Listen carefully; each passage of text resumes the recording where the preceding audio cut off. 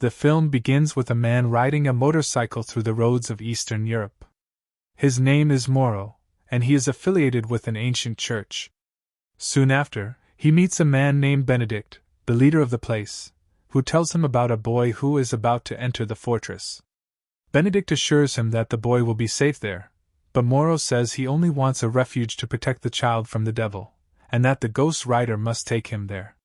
Benedict does not believe him, especially since the winter solstice is ending and the time of prophecy is approaching, after which the boy will no longer matter. Suddenly, the fortress is attacked by many mercenaries led by a man named Cregan, who is searching for the boy. Moro runs after the boy, who is seen escaping with his mother, Nadia, and is named Danny. The two become trapped, but Moro arrives and saves them from the mercenaries, then chases them while telling them he wants to help. However, Nadia does not trust him and escapes with her son, refusing to let Moro get close. Cregan surrounds Benedict and demands information about the boy, but they escape by car, and Moro follows them. Moro manages to catch up, but Cregan shoots him, causing him to fall off the road. Before falling into the abyss, Moro shoots at the car, making it flip over. After that, a voice narrates his story, saying that after making a deal with the demon, his life changed completely. He gained the power of an ancient, extremely powerful being and became possessed, transforming whenever evil is present and hunting down evil souls. He says he does not want to stand before the judgment of the Ghost Rider. We then see a man named Johnny Blaze, who is running from everyone in society so that evil cannot catch and control him. However, there is no place that can hide him, as Moro quickly finds him. Moro takes him and asks who he is. Johnny says his brothers are dead, and he is the only one left. He nearly falls off a cliff but manages to hold onto tree branches. Moro knows many things about Johnny and the Ghost Rider. This creature does not like sunlight. Johnny tries to leave, but Moro stops him and asks about his failed attempts to control the entity. He nearly chokes Johnny, but then asks for his help in exchange for helping him regain his soul. Moro explains there is a reason he is hiding there, and tells him they need to save the boy. Johnny mocks him, but Moro insists that the man who cursed Johnny wants the boy. He asks Johnny to let the rider take control of his body so it can lead them to the boy immediately, promising to help him break the curse at the ancient church that has the power to do so. In another scene, Nadia is drinking coffee when a wealthy man approaches her. Suddenly Danny appears and quickly robs him, telling Nadia that she is his mother. The man runs away, but Danny steals his wallet and ring so they have money for a few days. In the car, they do not notice that Cregan and his men are watching them. At sunset, Johnny decides to let the creature inside him manifest after suppressing it for a long time. At the same time, Nadia notices she is being followed while driving. They force her off the road and crash her car into a wall. Moro waits for something to happen, sensing that the rider has taken control. He runs toward the city while Moro watches him. Cregan surrounds Nadia and tells her he will take her son. They beat Danny and leave him unconscious. Just before they can kill her, the Ghost Rider appears on his flaming motorcycle, shocking everyone. The rider stands between them, burning with a flaming skull, holding Cregan's chain. He stops them from shooting, killing the first attacker with the chain that turns to ash. The second hesitates before firing, but the rider senses hunger and destroys him instantly. A drop of blood falls from Danny's face, and the rider notices it and approaches the boy, who is not afraid of him.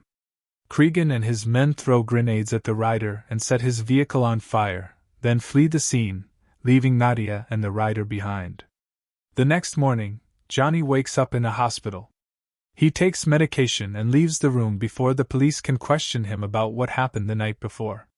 As he leaves, he sees Nadia and feels like he recognizes her, but cannot immediately place her. He follows her. In another place, a man gets off a train and receives a call from Cregan, who begins demanding more than what was originally agreed upon, since the deal was not enough. He warns that there is a terrifying being with a flaming skull.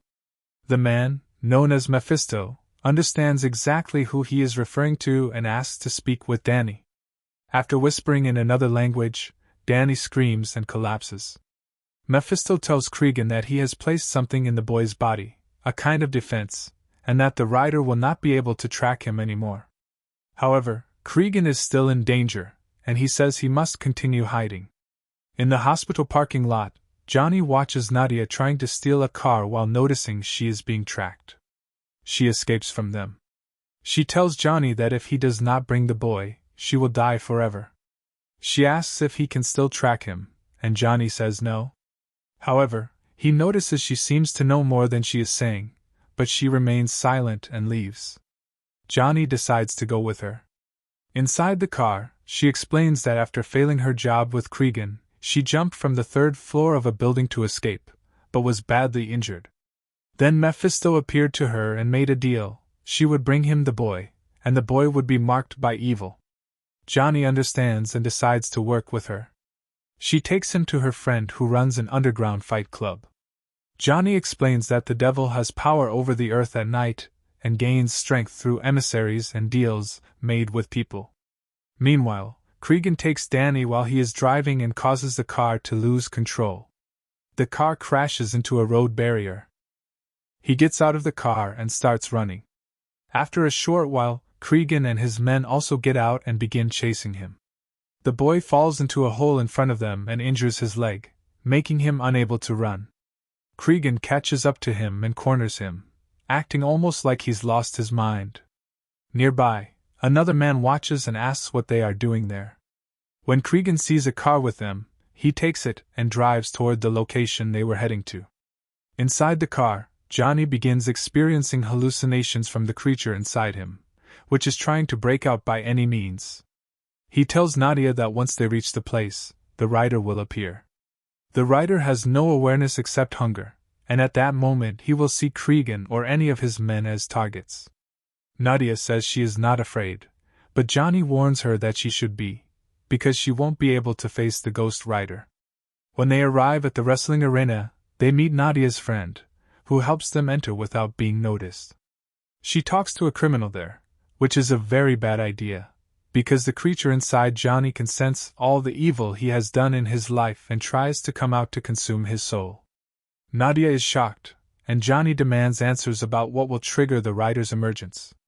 The man, clearly afraid, tells them that Cregan is in a military quarry building. Nadia says she knows the place. Johnny then leaves and kills Cregan's men who appear in front of him as he transforms, then mounts his motorcycle and rides toward the location at full speed. At the quarry, a man named Thomas arrives and shows Cregan his arsenal. He requests 4 guided missiles and several men to deal with what he describes as a single insane man. Nadia arrives at the location and finds her son inside a cabin. She tries to pull Danny out, but Cregan's men arrive and knock her to the ground. Suddenly, they hear that the ghost rider has arrived. Nadia uses the distraction to fire her gun, and the rider appears on his flaming motorcycle. Cregan fires a guided missile directly at him, but it hits without stopping him. The rider begins attacking with his chain, killing several mercenaries with ease. He chases one of them who fires wildly without realizing the danger, but the rider reflects all the bullets back and kills him.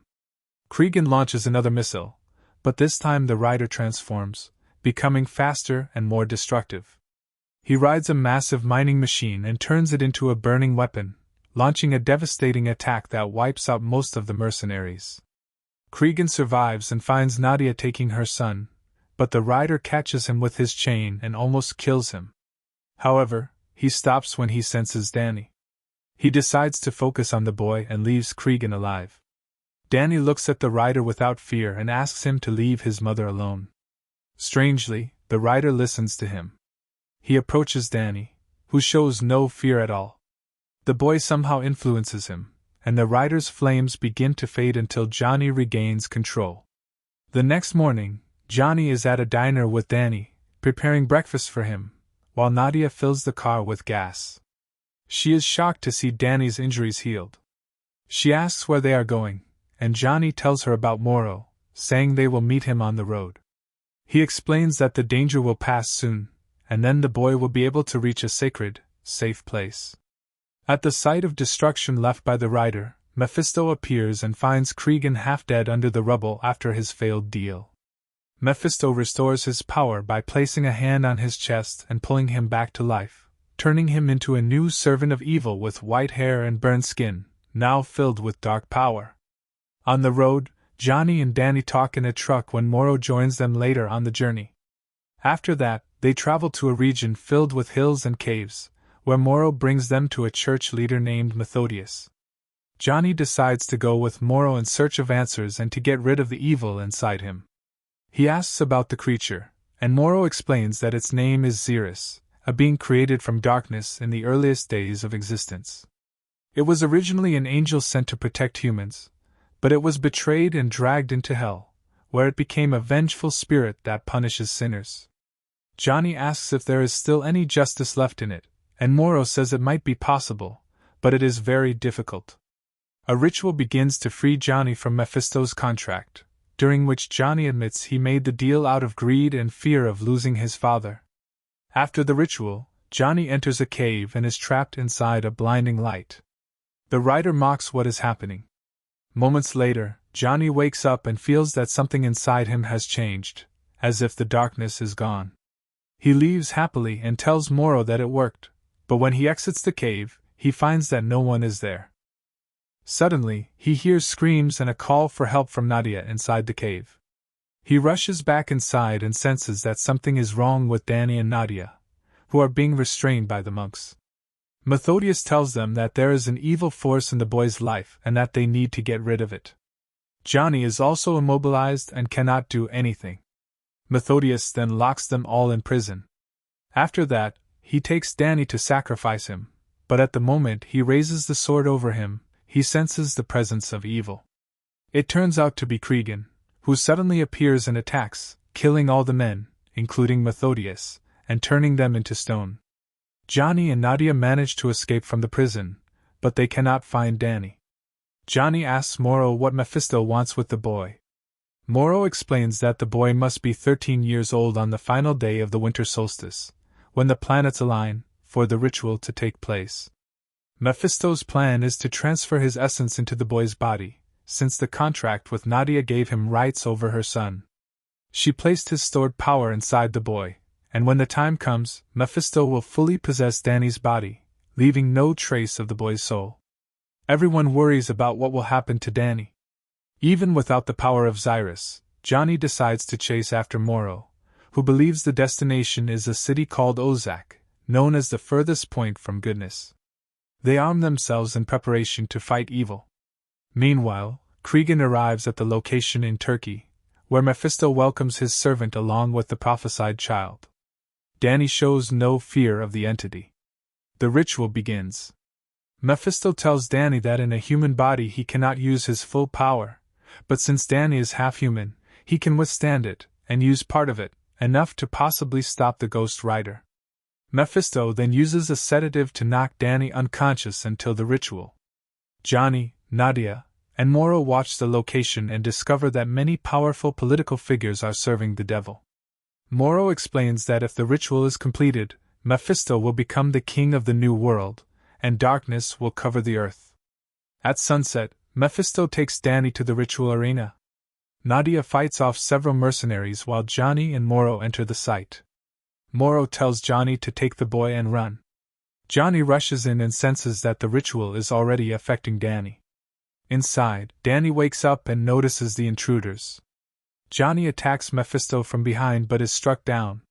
He tries to grab Danny, but fails because the boy is partially possessed by evil. Meanwhile, Morrow fights Cregan and manages to defeat him. Johnny is weakened without the power of Xeris and is captured.